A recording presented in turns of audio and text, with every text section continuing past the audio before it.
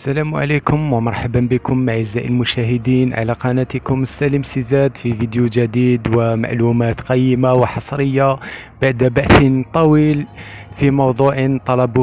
طلبه مني الكثير من المشاهدين فيما يخص كيفية الزواج بأجنبية عن طريق الوكالة. وفي هذا الفيديو سوف نتطرق إلى كيفية الزواج بالوكالة وكيفية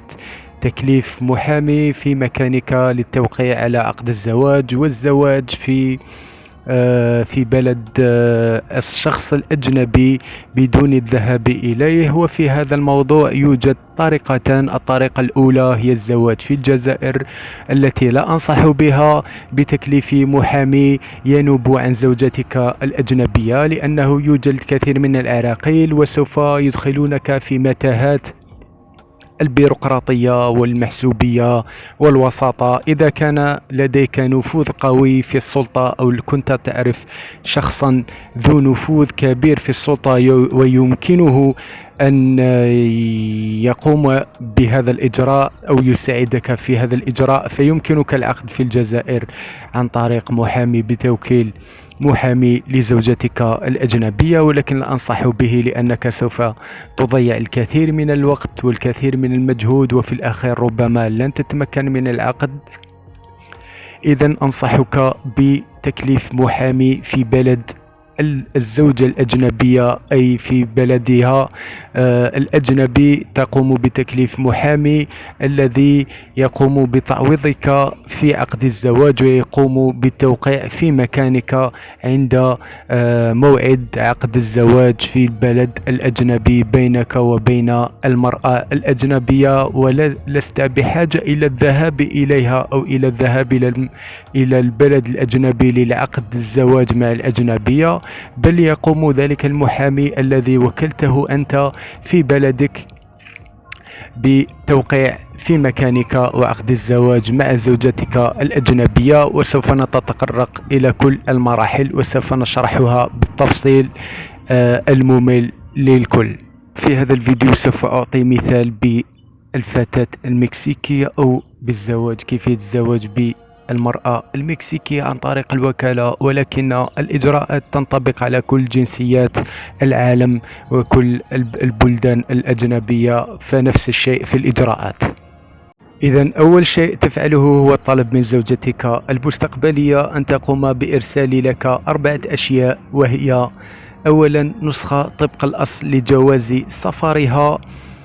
ثانيا نسخة طبق الأصل لبطاقة التعريف الخاصة بها أو ما تسمى بالاي دي كارد أو كارد ديدونتيتي بالفرنسية،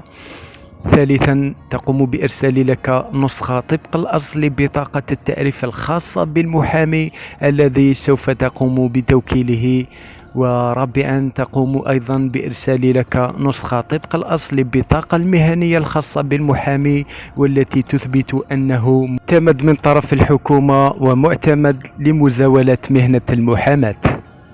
المرحلة الثانية وهي كيفية حجز موعد في السفارة الخاصة ببلد زوجتك في بلدك، أي تقوم زوجتك المستقبلية بإرسال كل هذه النسخ التي قامت بإرسالها لك، تقوم بإرسالها للسفارة بلدها في بلدك، وتقوم بإضافة رسالة عن طريق الإيميل، تقوم ببعث هذه النسخ أو هذا الملف عن طريق الإيميل وبإضافة رسالة تعرف فيها اسمها ولقبها وتاريخ ميلادها وعنوانها، وإضافة تقوم بإضافة اسمك ولقبك وعنوانك، وتضيف في الرسالة أنها تريد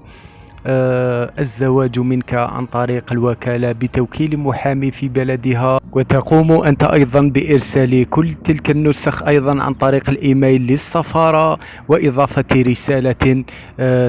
تكتب فيها أنك تريد طلب الوكالة أو طلب موعد في السفارة للحصول على وكالة من أجل الزواج أو من أجل توكيل محامي في ذلك البلد لتعويضك في عقد الزواج مع زوجتك المستقبلية.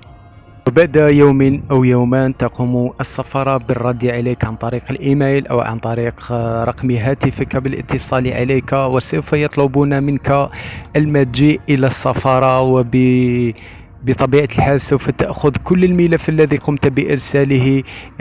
عن طريق الإيميل، سوف تأخذه معك وتذهب إلى السفارة في التاريخ الذي يقومون بتحديده هم،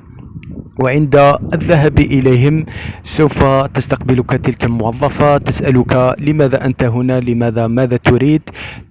تقول لها أنك جئت لطلب بودر نوتريال، والبودر نوتريال هي تعني وكالة، وسوف تسألك هناك تلك العاملة في السفارة لماذا تريد بودر نوتريال. تخبرها أنك تريد توكيل محامي في المكسيك من أجل عقد الزواج عن طريق الوكالة، وسوف تطلب منك كل الوثائق الكاملة وتأخذ منك كل الملف، وسوف تقول لك سوف نقوم بمراسلتك عندما نتخذ كل الإجراءات، وبعد حوالي أسبوعين أو 20 يوما سوف يتصلون بك عن طريق الهاتف أو الإيميل ويعطون لك موعد للمقابلة، لإجراء مقابلة في القنصلية. والمقابلة عبارة عن أسئلة وأنت تعطيهم كل معلومات،